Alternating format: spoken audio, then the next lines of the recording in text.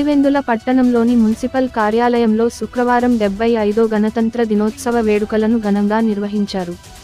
ముందుగా chairman Varaprasad, commissioner Narasimha Reddy Gandhiji చిత్రపటానికి పూలమాల వేసి ఘనంగా నివాళులర్పించారు. అనంతరం జెండా వందనం చేసి జాతీయ గీతం ఆలపించారు. ఈ కార్యక్రమంలో వైస్ చైర్మన్ హఫీజుల్లా, డైరెక్టర్ హాల్ Gangadhar Reddy, Dasari Chandramouli, JCS chairman Parnapalli Kishore, Daniel Babu, కౌన్సిలర్లు, మెప్మా సిబ్బంది, మున్సిపల్ సిబ్బంది తదితరులు పాల్గొన్నారు.